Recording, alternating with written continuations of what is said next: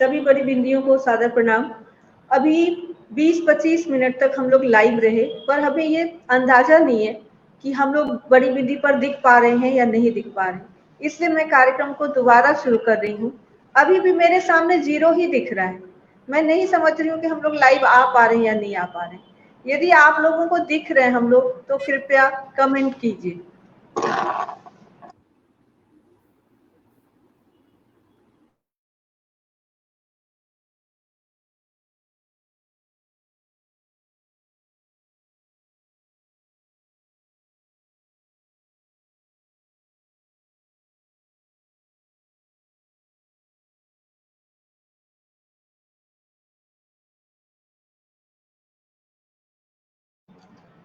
सौम्या, अब हम लोग दिख रहे हैं। मैंने चेक किया है वॉल पे जाके, और अब हमारे पास एक व्यूअर भी है।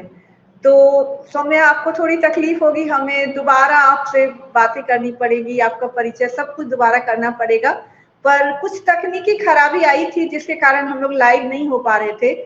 हमारे साथ हैं आज बड़ी बिंदी साप्ताहिक लाइव की कड़ी संख्या 179 में बड़ी बिंदी सौम्या मोहंती विलेकर, जो एक वर्सटाइल पर्सनालिटी की धनी है, और इनके व्यक्तित्व के विभिन्न पहलुओं से हम लोग परिचित होंगे। दरअसल पहली बार लाइव हम लोग जोड़ नहीं पाए थे, कुछ तकनीकी खराबी आ गई थी। सौम्या, मैं क्षमा चाहती हूँ, और मैं आपका बड़ी बिंदी साप्ताहिक लाइव की कड़ी संख्या 189 में स्वागत करती हूँ। और मैं चाहती हूँ कि आप इस कार्यक्रम की शुरुआत एक मंगलाचरण से करें।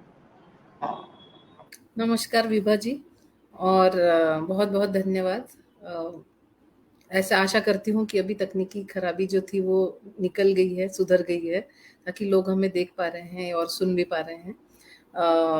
यहाँ पर आना मेरा भी सौभाग्य है, जहाँ से मैं लोगों से जुड़ पाऊँ, या जो सृजन की दुनिया है बाकी लोगों की, उनसे भी जुड़ पाऊँ, और आपके माध्यम से, और बोले विभा और बड़ी बिंदी के माध्यम से भी मैं आगे लोगों से जुड़ पाऊँ। जो शुरुआत हम वापस एक बार करते हैं, जो हमने तभी भी की थी, तकनीकी खराबी से रह गया था। 2 पंक्तियां मैं कहना चाहूंगी सरस्वती वंदना में, और फिर हम इस बात की शुरुआत कर सकते हैं, इस बातचीत की।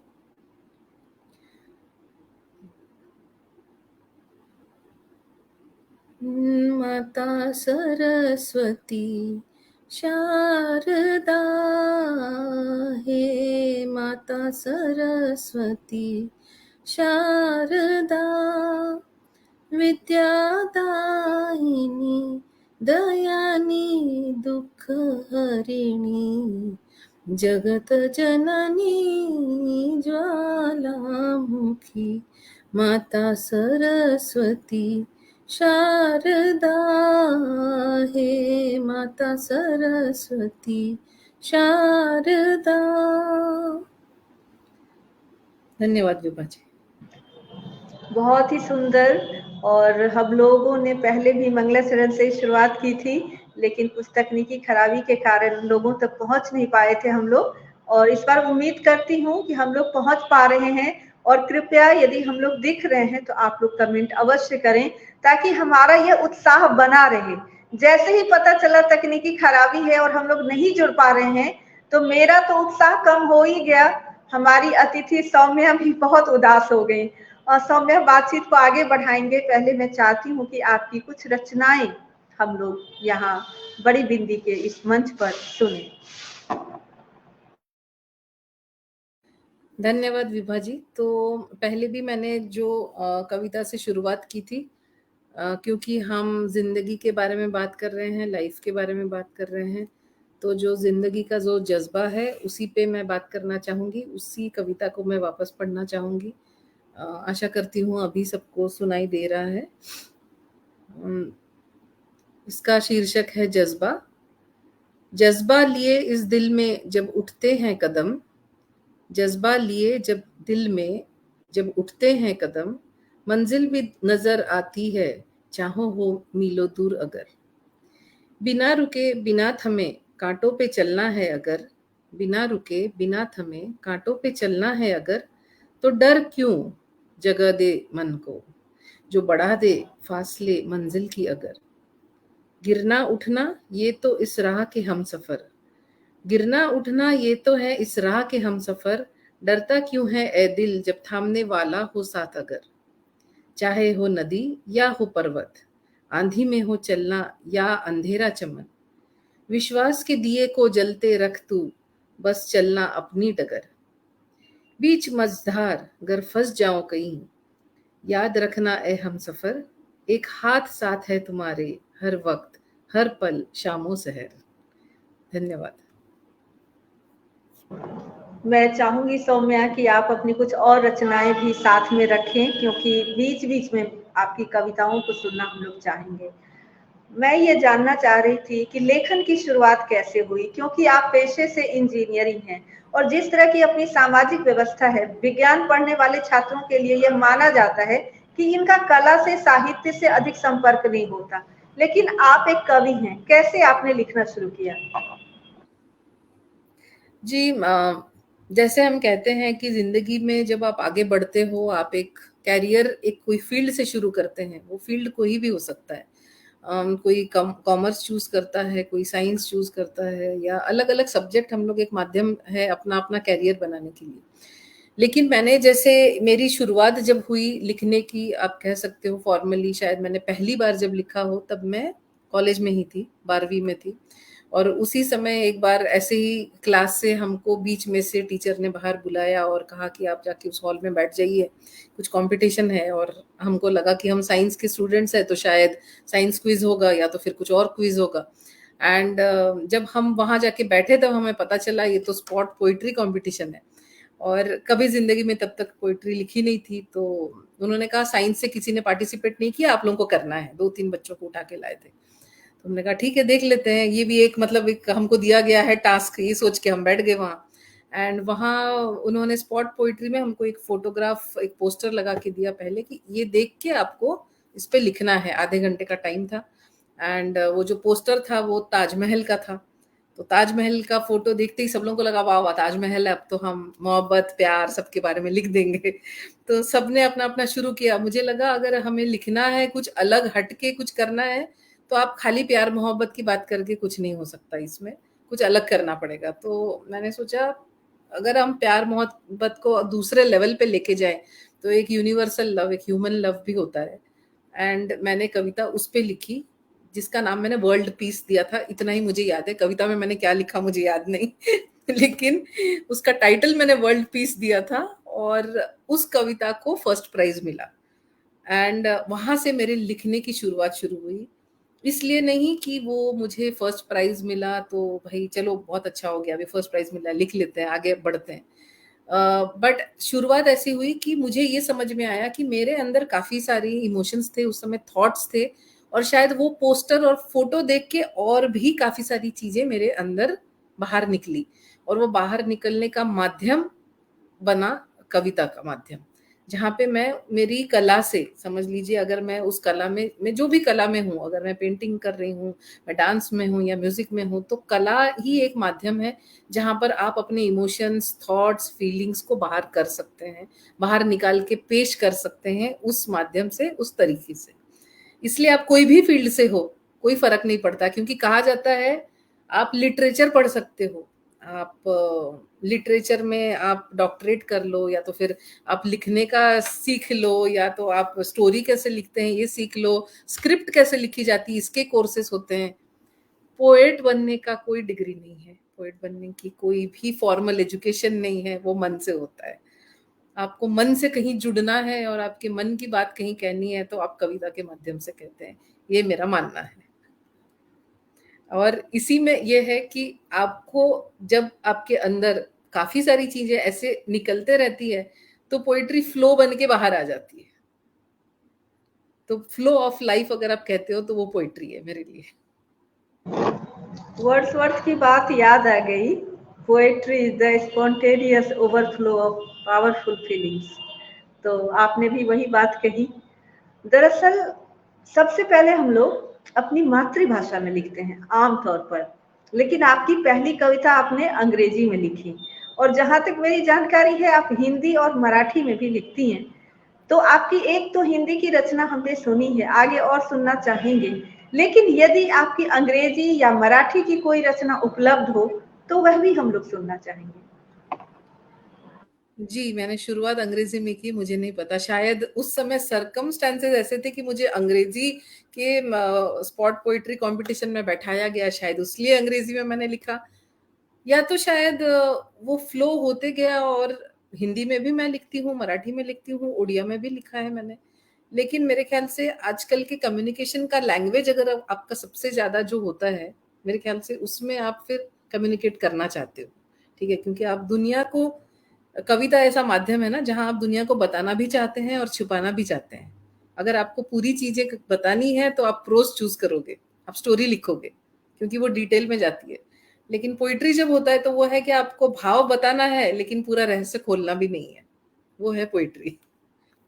तो मैं एक इंग्लिश की पढ़ना चाहूँगी। अ, अंग्रेजी के इसमें ऐसा है कि पोइट्री जब आप लिखते हो, एक एक थोड़ा इंट्रोडक्शन में देना चाहूँगी कि अलग-अलग टाइप्स की पोइट्री होती है, आजकल बहुत टाइप की आती है। हाइकू भी आता है 4 लाइन का, 3 लाइन का, टंका भी होता है, क्वाट्रेन भी होता है, बहुत सारी चीज़ें, ठीक है? मैं कोई भी रूल्स फॉलो नहीं करती हूँ, ठीक है? मेरे मन में जो आया और मुझे वो एक्सप्रेस करना है, वो एक्सप्रेस मैं कर देती हूँ और वो शायद पोइट्री बन जाती है, ठीक है? अभी ना मैं स्पोकन पोएट्री में जाती हूँ, जहाँ पे आप स्पोकन पोएट्री में आप जाके परफॉर्म करते हो, या तो फिर एक रिदम होता है, फिर एक मीटर भी होता है, न उसमें एक टॉपिक लिया जाता है। सो आजकल जाके जैसे स्टैंड अप कॉमेडी होती है, वैसे स्पोकन पोएट्री भी होते हैं स्टेज पे। बट मेरे पोएट्री में थोड़ा-सा फिलॉसॉफिकल ज़्यादा आपको मिलेगा, थोड़ा स्पिरिचुअल थोड़ा ज़्यादा मिलेगा, बिकॉज़ मैं एक समझती हूँ कि मेरी पोएट्री और कविता माध्यम है मुझे मेरे डिवाइन से या स्पिरिचुअलिटी से कनेक्ट कराने के लिए। तो वो माध्यम होने की वजह से वो काफ़ी सारा साइलेंस में होता है, मतलब इट कैन नॉट बी बाहर जाके आप उसको परफ़ॉर्म नहीं कर सकते हो, क्योंकि वो आपको अंदर लेके जा रहा है, बाहर की तरफ नहीं लेके जा रहा है। तो मैं अपनी एक इंग्लिश पोएट्री पढ़ना चाहूँगी यहाँ। अ, इसका टॉपिक है, इसका शीर्षक है another fable. Fable is a kind of story और टेल, या तो फिर कहानी, ऐसे आप कह सकते हो। When bigger is the vision, higher are goals. As peaks of Everest, tedious is path. Yet the chirpy bird sings amidst the flowing springs. When grayer get clouds, drizzle somewhere, or storms uproot the giant trees of shelter. Yet lives the tiny sapling, bending to let the rough weather pass by. Respires in gratitude instead of grumble. When torn are pages of the unpublished book, chapters get destroyed by termites or weather, yet the quill awaits passionately to start another fable, another epic with words of hope and of faith. So this is another fable जो है, this is called, ये मैंने इसमें लिखा था कि आप एक कार्य खत्म हो चुका है, नया कार्य शुरू करना है, पुरानी चीजें कहीं दफना दी जाती है और नई चीजें वापस उभर के आती है। वो नई चीजों के लिए चाहे स्टॉर्म हो, चाहे प्रॉब्लम्स हो, चाहे लाइफ में कुछ और आते रहे, आपको वापस एक नई कलम, नया जज्बा, नया आपका एक उत्साह लेके वो क्रिएट करना पड़ता है। That is why it is called as another fable.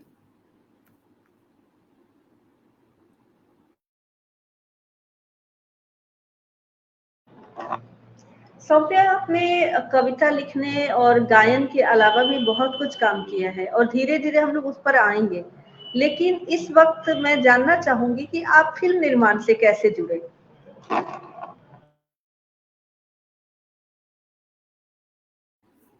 Film निर्माण भी एक प्रोसेस था। ऐसे एक दिन में ना मैंने सोचा था कि मैं फिल्म निर्माण में आने वाली हूँ, जैसे मैंने सोचा नहीं था कि मैं कविता लिखने वाली हूँ। कविता लिखते लिखते मैंने ब्लॉग करना शुरू किया, एंड ब्लॉग मैंने शुरू किया मेरे ख्याल से 2011 में। उस समय ब्लॉगिंग क्या होता है लोगों को पता भी नहीं था। 2011 में मैंने पहले मेरा ब्लॉग स्टार्ट किया, जहाँ पे मैं, इंडियन ब्लॉगर्स कम थे, इंडियन पोइट्स कम थे, उस पे फॉरेन और इंटरनेशनल ऑथर्स ही ज़्यादा थे। एंड वो सारे इससे कनेक्ट होते होते ब्लॉगिंग में मैंने एक इंग्लिश ब्लॉग था, फिर एक हिंदी ब्लॉग था, फिर ऐसे करते करते 2-3 अलग अलग ब्लॉग्स बन गए। एंड उसी से कनेक्ट हो गए मेरे एक ग्रुप्स, जहाँ पे पोइट्री का ग्रुप हो गया, कुछ और कम्युनिटी हो गई, आर्ट्स की कम्युनिटी हो गई। और यहाँ पे 2-3 जनों से पहचान भी हुई। उसमें मुझे ऐसा लगा कि अरे हमको एक एक बार जब हम इंडिया वापस आए, मैं तब बाहर रहती थी, जब हम इंडिया वापस आए तो पुराने दोस्तों से मुलाकात हुई और तब जाके ऐसा लगा कि एक म्यूजिक एल्बम ओपन कर सकते हैं, क्योंकि म्यूजिक भी एक तरीके का आर्ट है, जहाँ पे एक फ्रेंड ने कविता लिखी थी, एक लिरिक्स लिखे थे, एक ने उसको सामने बैठ के ही कंपोज कर दिया, धुन लगा दी, और तीसरा एक गाने वाला था, उन्होंने गा के सुना दिया। तो मैंने कहा चलो ये भी एक नया तरीका है, तो हमने म्यूजिक एल्बम स्टार्ट किया और एक साल में मेरे ख्याल से 7 से 8 म्यूजिक एल्बम बने, जिसमें मेरी कविता का कुछ लेना देना नहीं था, बट मैं उसमें प्रोड्यूसर बन गई और उसमें मैंने म्यूजिक प्रोडक्शन कैसे होता है वो मैंने स्टार्ट किया। वो म्यूजिक प्रोडक्शन स्टार्ट होते होते फिर आपका नेटवर्क बनता है, आप लोगों से जुड़ते हो और मुड़ते मुड़ते फिल्म प्रोडक्शन की तरफ आ गया, जहाँ पे एक अपॉर्चुनिटी आई। जो पहली फिल्म थी, हमको जो पहली अपॉर्चुनिटी मिली वो थी ए बी आनी सिटी, उस फिल्म का नाम था, जो अमिताभ बच्चन जी और विक्रम गोखले जी के साथ में थी। तो अमिताभ बच्चन जी पहली बार मराठी फिल्म में काम कर रहे थे। मैंने जो भी अभी तक जो भी फिल्म्स के सारे काम किए वो सारे मराठी फिल्म इंडस्ट्री से ही संबंधित है, रीजनल फिल्म्स में। तो वो एक बहुत बड़ी अपॉर्चुनिटी थी, क्योंकि अगर आपको अमिताभ बच्चन एंड विक्रम गोखले जी के का प्रोजेक्ट करने मिल रहा है तो लाइफ टाइम लोग रुके रहते हैं सालों तक कि ऐसा कोई मौका मिले जो आपको पहले इसमें मिल जाता है। तो वहां से शुरुआत हुई और वहां से बैक आपका बिहाइंड द लेंस जो बोलते हैं कि प्रोडक्शन की शुरुआत कैसे होती है, कैसे कंप्लीट होती है, आपको 6 महीने, 8 महीने, 10 महीने में जो ये पूरी टीम मिला के एक चीज बनाती है, वो आपको 3 घंटे में प्रदर्शित की जाती है सामने, और उसके बाद हम सोचते हैं कि ये फिल्म कैसी बनी है, अच्छी है, बुरी है, अच्छा काम था, नहीं था। अच्छा काम था, नहीं था, फिल्म स्टोरी अच्छी थी, नहीं थी, ये तो समीक्षा हो गई, लेकिन जो काम और मेहनत है वो तो पूरे साल भर की लगी थी। तो ये एक दूसरी दुनिया तब देखने को मिली, वहां से मेरी शुरुआत हुई। पहली फिल्म वो थी। फिर दूसरी फिल्म जो हमारी थी उसको नेशनल अवार्ड मिला था, नेशनल अवार्ड लास्ट ईयर का मराठी फिल्म को नेशनल अवार्ड उनको मिला है। तो ऐसे करते करते मेरे ख्याल से 1, 2, 3 ऐसे फिल्म्स बनते गई और फिल्म प्रोडक्शन के इसमें मेरा एंट्री होते गई। वो फिर वो प्रोडक्शन सेट से हुआ, बजटिंग हुई, इन्वेस्टमेंट्स हुए, डिस्ट्रीब्यूशन हुआ, थिएटर प्रोडक्शन कैसे होने वाला है, डिस्ट्रीब्यूशन कैसे होने वाला है, आप रिकवरी कैसे करने वाले हो, फिर ये कहाँ रिलीज होने वाली है, फिर ये ओटीटी पे जाएगी नहीं जाए। तो ये सारा आपको बनाने से लेके उसको बेचने तक का जो जर्नी है, ये धीरे धीरे करके उसमें मैं आने लगी आगे। एंड उसी टाइम पे जब ये लॉकडाउन आया तब नया फील्ड एक खुल गया, और जहाँ पे लोग, थिएटर्स बंद हो गए, सब कुछ बंद हो गया, तो सबने डिजिटल स्क्रीन पे जाना शुरू कर दिया। अपना डिजिटल स्क्रीन, भाई हम मोबाइल पे क्या देख सकते हैं, टीवी पे क्या देख सकते हैं। तब जैसे नेटफ्लिक्स और अमेजन, ये सारा चीजें लोग यहाँ पे जाके ज्यादा एंटरटेनमेंट देखने लगे। उसी समय हमने अपना ओटीटी प्लेटफॉर्म खड़ा किया नया, जिसका नाम प्लैनेट मराठी है। तो वहां आप जाओगे तो सारे Marathi content, films, web series जो हमने खुद बनाए, ये नहीं कि हमने पुराना लाइब्रेरी लाके वहां दे दिया आप पुराना देखो कुछ, या टीवी का सीरियल लाके वहां पर है, वैसा कुछ भी नहीं था। वो सारे कंटेंट का प्रोडक्शन भी हमने स्टार्ट किया, जो कि 1-1.5 साल में आप समझ लो 15-20 वेब सीरीज बनी, फिल्म्स बनी। तो ये ओटीटी का माध्यम भी एक नया बन गया। जब तो इस तरीके से एंटरटेनमेंट के मेरे ख्याल से सारे पहलू कंप्लीट हो गए उसमें, आर्ट के और एंटरटेनमेंट के। अभी थोड़ी देर पहले आपने कहा था कि आपने ओडिया में भी लिखा है, और जैसा कि आपके बारे में मुझे पता है कि आप देश और विदेश के कई शहरों में रही हैं, तो वे कौन से शहर थे जिनसे आपने बहुत कुछ सीखा, जिन्होंने आपका निर्माण किया? तो बचपन से बड़े होने तक पता नहीं क्या भाग्य में है जो मैं शहरों में रहते आई हूँ। कभी पिताजी की वजह से कि उनका कहीं काम चल रहा है तो आपका ट्रांसफर हो जाता है, आप उधर चले जाते हो, फिर तो इस तरीके से मैं अलग अलग स्टेट, अलग अलग सिटीज में रही हूँ। वही कंटिन्यू हुआ मेरा शादी होने के बाद। हस्बैंड का ट्रांसफर हो रहा है कहीं, तो फिर आप 3 साल कहीं और रह रहे हो, फिर वहां से शिफ्ट होकर 3 साल कहीं और जाते हो। सो इस चेंज की वजह से आपका एक मतलब बहुत सारी चीजें आपकी लाइफ में चेंज हो जाती है, क्योंकि आपका व्यक्तित्व, आपका थॉट प्रोसेस, आपका एक्सपोजर जो है वो दुनिया में बढ़ जाता है। अगर आप एक ही शहर में एक ही ग्रुप ऑफ फ्रेंड्स के साथ एक ही सेट ऑफ में रह रहे हो, तो आपका वो कंफर्ट जोन है, आप उसके बाहर निकलने की कोशिश नहीं करते हैं। हमारी सोच भी उतनी ही रह जाती है। जब आप अलग अलग शहरों में रहते हो तो आपको नए लोग मिल रहे हैं, नए पड़ोसी मिल रहे हैं, बच्चों के नए स्कूल है, काम भी नए हैं, तो ऑब्वियसली आपका सेटअप अलग रहेगा, आपका बात करने का तरीका चेंज हो जाएगा। हर एक शहर का अपना संस्कृति रहेगी, हर एक शहर के अपना भाषा रहेगी, हर एक शहर का अपना एक लहजा रहेगा और कुछ ना कुछ खासियत रहेगी। तो हर एक शहर मेरे लिए कुछ नया रहता था।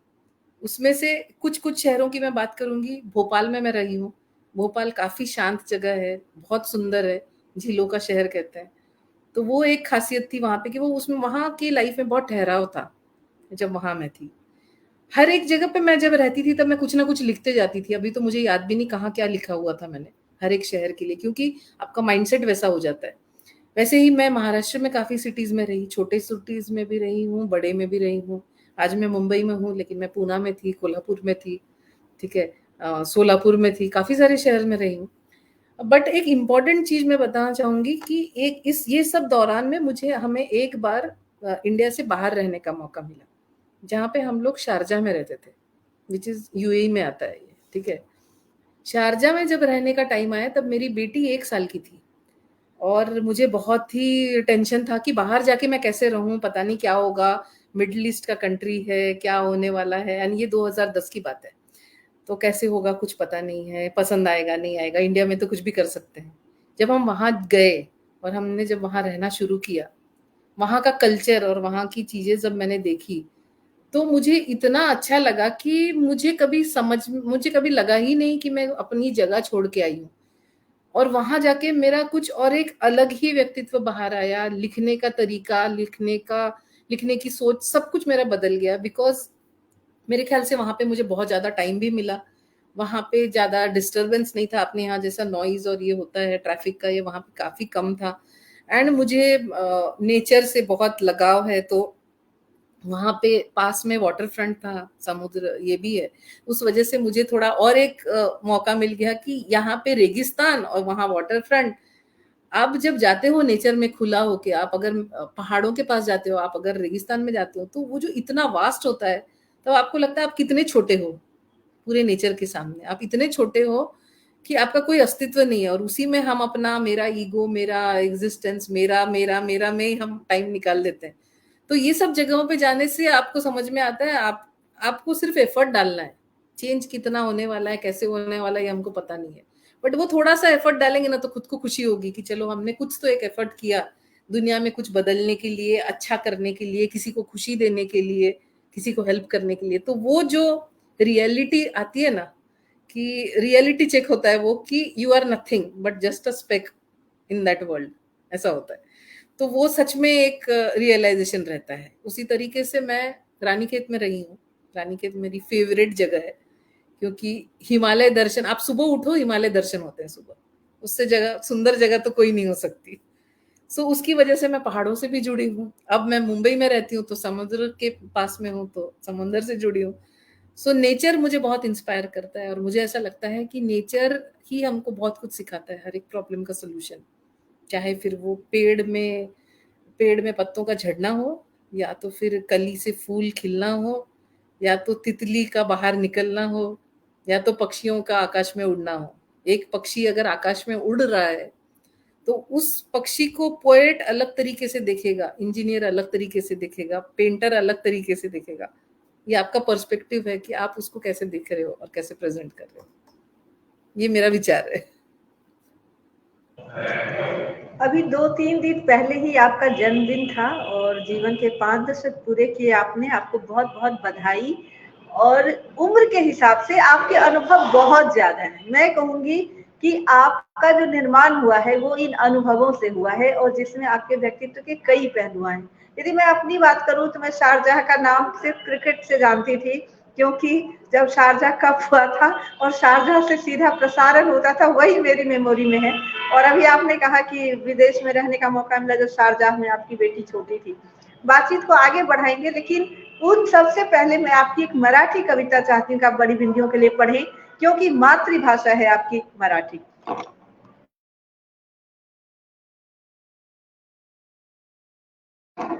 आप म्यूट हैं। मराठी कविता मुझे थोड़ी खोजनी पड़ेगी, क्योंकि अभी मैं पहले निकाल के मैंने शायद रखी थी, और वो जो अपना टेक्निकल ग्लिच हुआ उसमें वो पता नहीं वापस कहीं गायब हो गई है। कोई तब तक बात मैं नहीं, खोज हिंदी लेती हूँ। पढ़ दीजिए, हिंदी हिंदी का स्वागत है। हाँ जी, हाँ।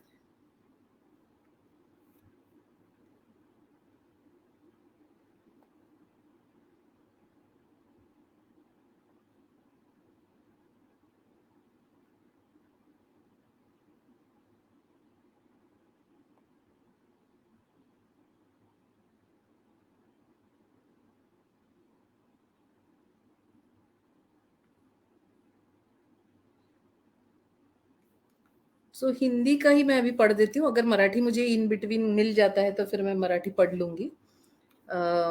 इसका शीर्षक है मौसम की इस अदला बदली में। यूं तो हमने कभी सोचा नहीं कि इस कदर आप बसते हैं मेरे जहन में। पल भर की खामोशी भी ना आती अब, सहती अब इस मौसम में। मौसम की इस अदला बदली में कई रंग फिजा ने बदल दिए। मौसम की इस अदला बदली में कई रंग फिजा ने बदल दिए। कुछ पुराने पत्तों से झड़ गए, कुछ नए फूलों की खुशबू से खिल गए। देखें अब क्या है, देखें अब क्या है इस मौसम की ख्वाहिश को। देखें अब क्या है इस मौसम की ख्वाहिश को। मुस्कुराहट या फिर कोई नई नुमाइश है। मुस्कुराहट है या फिर कोई नई नुमाइश है। जिंदगी के मौसम कितने अजीब, जिंदगी के मौसम कितने अजीब। कभी मौसम में हिज्र तो कभी मौसम में दीद है। कभी मौसम में हिज्र तो कभी मौसम में दीद है। शुक्रिया। आपकी एक कविता जो मुझे बेहद पसंद है, हाथों में फल लिए बैठे हैं, कुछ इसी तरह का भाव है। वह यदि आपके इर्द गिर्द हो तो कृपया उसे आप जरूर पढ़ें।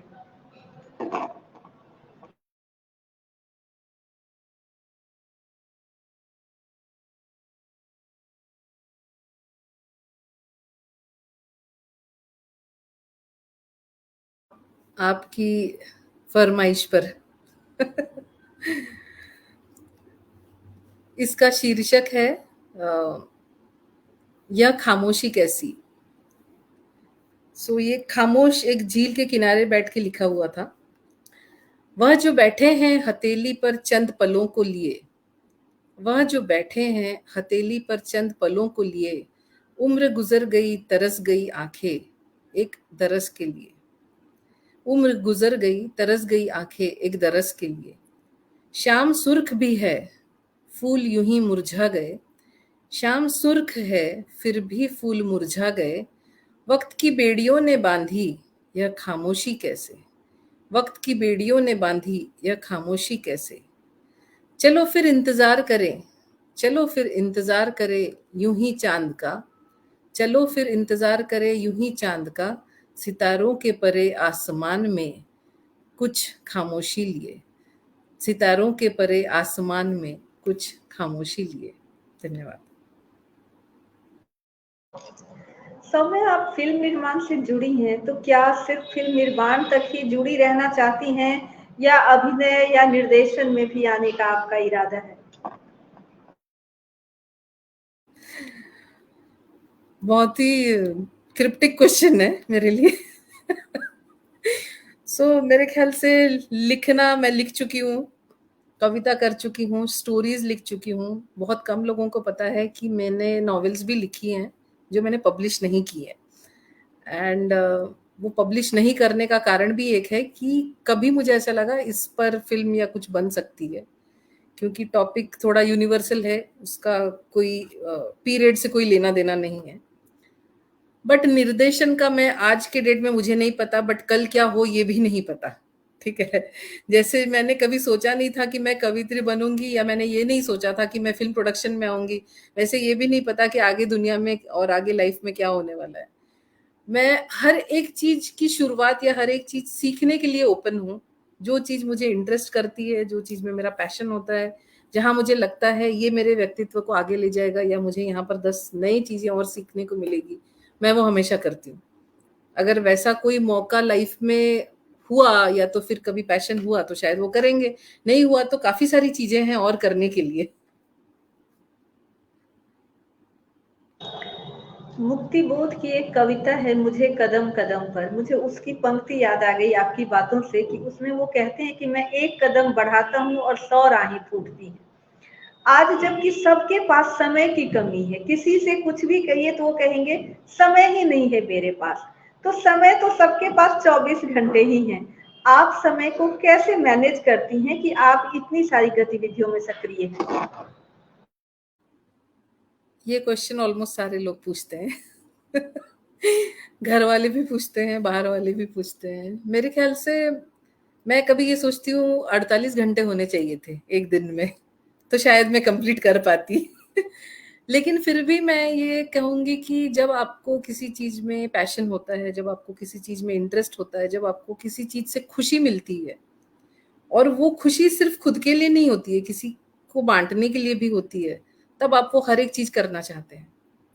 अगर आप कोई एक एग्ज़ाम्पल दूँ, अगर आप बाज़ार में जाके कोई सामान खरीद लेते हैं खुद के लिए, आप उस पल के लिए, उस मोमेंट के लिए खुश हो जाएँगे क्योंकि मैंने कुछ नया खरीदा है खुद का, चाहे वो ड्रेस हो, चाहे ज्वेलरी हो, कुछ भी हो। उस मोमेंट के लिए आप खुश हो जाएँगे, एक बार उसको पहनेंगे, खुश हो जाएँगे, 4 लोगों ने आपकी तारीफ़ कर दी, हो गया। लेकिन जो कंटिन्यूअस खुशी होती है या कंटिन्यूअस आपको एनर्जी मिलती है या तो आपका पैशन रहता है, वो तब होता है जब आप कुछ क्रिएट करते हो। कोई भी चीज़ का क्रिएशन जो होता है, उसका सैटिस्फैक्शन, उससे बड़ी चीज़ कोई नहीं है। सो आप वो क्रिएट कुछ भी कर सकते हो। आप क्रिएट कर रहे हो तो आप पोएट्री क्रिएट कर रहे हो, आप पेंटिंग बना रहे हो, आप डांस कर रहे हो, आप म्यूजिक कर रहे हो, आपने इंडस्ट्री खड़ी कर दी, आपने फैक्ट्री बना, आप कुछ क्रिएट कर रहे हो, आप कुछ तो भी बना रहे हो, आपने जन्म दिया है। तो जन्म तो हमने बच्चों को भी दिया है, लेकिन हम बच्चों का भविष्य तो वो अपना अपना बनाएंगे। तो हम ये छोटी छोटी दुनिया बनाते हैं। ये जो छोटी छोटी दुनिया जब आप बनाते हो ना, तो आपने अगर 6 दुनिया बना ली छोटी छोटी, समझ लीजिए मैं लिख रही हूँ, मैं फिल्म में भी काम कर रही हूँ, फिल्म इंडस्ट्री में, या तो फिर मैं इंजीनियरिंग इसमें भी हूँ, घर का भी संभाल रही हूँ, तो ये मेरी छोटी छोटी दुनिया है। मेरी दुनिया है तो मुझे तो ख्याल रखना है उसका। तो मैं अपना टाइम अपने आप उसमें बांट लूंगी कुछ, क्योंकि मुझे पता है यहाँ मुझे 5% देना है, यहाँ मुझे 10% देना है, यहाँ मुझे 2 घंटे देने हैं, और वो फिर टिकते रहेगा और वो पौधा बड़े बड़े होते रहेगा जिस तरीके से होना है। तो मेरे ख्याल से हमारा पैशन रहे तो टाइम कभी भी कम या ज्यादा नहीं होता है। आज के आज कुछ खत्म करना जरूरी नहीं है। जिंदगी बहुत बड़ी जर्नी है, उस जर्नी में करते रहे, आगे बढ़ते रहे। बहुत अच्छा संदेश दिया आपने कि आगे बढ़ते रहें, कुछ करते रहें। लेकिन ये जो सृजन की दुनिया है, इससे हर व्यक्ति नहीं जुड़ पाता है। तो इससे जुड़ने के लिए यदि आपके पास कोई टिप्स है, विशेष रूप से युवाओं के लिए, क्योंकि ये बात सही है कि जब आप सृजन से जुड़ेंगे तो आपका अपना भी सृजन होता है, आपका भी निर्माण होता है उस सृजन के साथ। तो जो नई पीढ़ी है, उसको सृजन की दुनिया से जोड़ने के लिए आप क्या संदेश देना चाहेंगे? मैं कहना चाहूंगी, देखिए कि जैसे हम बड़े होते रहते हैं, बचपन में तो हमारे माँ बाप हमको संभाल रहे हैं, उनके कहने के हिसाब से हम चल रहे हैं। उन्होंने कहा ये पढ़ लीजिए, ये स्कूल में जाइए, ऐसे करिए, हम कर लेते हैं। 15-16 साल की उम्र तक हम ये करते रहते हैं। उसके बाद अपनी एक अलग दुनिया बनती है जहाँ पे अपने दोस्त, दुनियादारी दिख रही है, बाहर की दुनिया दिख रही है। फिर हमको नहीं पता हमें क्या करना है, फिर भी शायद लोग कहते हैं आप ये सब्जेक्ट पढ़ लो, आप ये कर लो, आप वो कर लो। मुझे लगता है आप लाइफ में कोई भी फील्ड चूज करो, आपको अपने अंदर वो चीज को हमेशा जिंदा रखना चाहिए कि आप क्या चाहते हो लाइफ में, क्या करने से आपको खुशी मिलने वाली है। आप कुछ क्रिएट करना चाहते हैं, आप लोगों से कनेक्ट होना चाहते हैं, आप किसी के लिए कुछ चेंज करना चाहते हैं, आप दुनिया में कुछ बदलाव लाना चाहते हैं, आप घर में कुछ और करना चाहते, हर एक का ड्रीम अलग होगा। लेकिन अपने ड्रीम को मत छोड़िए, अपने ड्रीम से कनेक्ट होके रहिए। भले आपको प्रोफेशनली उस फील्ड में जाने के लिए टाइम लगेगा, लेकिन फिर भी आप समझ लीजिए, मैं अगर काम करती हूँ फिल्म इंडस्ट्री में, दिन भर मुझे ऑफिस संभालना है, या तो समझ लीजिए पूरी टीम है, ओटीटी चैनल है वो संभालना है जहाँ पे टेक्निकल काम है, ये सब होने के बाद रात को आने के बाद सोने से पहले मैं एक कविता लिखती हूँ। भले मैं वो एक कविता पोस्ट करूं नहीं करूं, लेकिन मैं लिखती हूँ, क्योंकि वो कविता मुझे मुझे खुद से जोड़ती है। वहां मेरे जो विचार थे दिन भर के, चाहे मैं 10 लोगों से मिली, मेरा एक कोई भाव निकला होगा, या तो फिर मैंने कुछ देखा तो मुझे कुछ टच किया होगा, ये जो इमोशन है, ये जो मेरा अंदर इमोशनल अपना चलते रहता है, वो निकालने का, वो एक्सपेक्ट करने का, वो प्रकट करने का तरीका मेरे लिए लिखना है, तो मैंने लिख लिया तो वो निकल गया पेपर पे, कनेक्ट हो गई मैं। क्योंकि जब आप लिख रहे हो, आप जो सोच रहे हो, तो आप खुद से ही कनेक्ट हो रहे हो। किसी चीज में अगर आपको हर्डल आता है, जैसे लोगों को समझ में नहीं आता हम ये कैसे फॉलो करें, हमारा ड्रीम है, हम चाहते हैं कुछ तो हम अपना बड़ा ये करें। आजकल के युवा काफी क्लियर हैं, उनको काफी सारी चीजें पता है जो हमारे जमाने में हमको पता नहीं थी। वो चाहते हैं, वो जानते हैं कि वो क्या करना चाहते हैं आगे बढ़ के। इसीलिए आज हम देखते हैं कि कम उम्र के लोग भी, कोई एंटरप्रेन्योर है, किसी ने अपना बिजनेस स्टार्ट किया, वो इसीलिए क्योंकि वो झिझक नहीं रहे आगे बढ़ने के लिए। मेरा वही कहना है, झिझकना कभी नहीं चाहिए। आपको अपने थॉट प्रोसेस में कन्विक्शन चाहिए, और वो कन्विक्शन के साथ आपको पेशेंस चाहिए। ये दो चीजें जरूरी है। आपको कन्विक्शन रहेगा तभी रहेगा जब आप पूरा पूरा फेथ उसमें डाल रहे हो, कोई भी चीज क्रिएट कर रहे हो, कुछ भी बना रहे हो। और आपको पेशेंस रहेगा तो आप पीछे पड़े रहोगे, आप परसिवरेंस से आगे बढ़ते रहोगे, और अपने आप आपकी जो मंजिल है वो आते रहेगी, और आप एक मंजिल के बाद दूसरी मंजिल की ओर बढ़ते रहोगे। तो मेरे ख्याल से अपने खुद से कनेक्ट होना ज्यादा जरूरी है। लोग कहेंगे, लेकिन सुनना खुद के मन की, और वही जोड़ते हुए आगे बढ़ना, उसी से आप जो भी चाहे मन में और लाइफ में कर सकते हैं। यही मेरा संदेश रहेगा। आपसे पूछने को बहुत कुछ है और बहुत कुछ आपके पास बताने को भी है, लेकिन समय की भी एक सीमा है, इसलिए आज की बातचीत को हमें यहाँ विराम देना पड़ेगा। लेकिन आपसे मैं यही कहूँगी कि आप बड़ी भिंडी के साथ इसी तरह जुड़े रहें, और आपके संदेश हम लोगों के लिए बहुत ही उपयोगी हैं। आपने बड़ी भिंडी के आमंत्रण को स्वीकार किया और यहाँ पर आई, अपने विचारों को साझा किया, और हमारी तकनीकी खराबी के साथ भी आपने सामंजस्य किया। तो इन सारी चीजों के लिए आपका बहुत बहुत धन्यवाद और आभार। नमस्कार, आपका भी धन्यवाद। इसके साथ ही मैं सभी बड़ी बिंदियों को एक बार फिर से याद दिला दूं कि बाय मी ए कॉफी के लिंक पर अवश्य जाएं, और कम से कम एक और अधिक से अधिक जितनी भी चाहें आप कॉफी खरीद कर बड़ी बिंदी को सहयोग करें, क्योंकि बाय मी ए कॉफी का पैसा कैंसर रोगियों के इलाज के लिए जाता है। अगले रविवार मिलेंगे एक और बड़ी बिंदी के साथ, तब तक के लिए अलविदा, प्रणाम। धन्यवाद।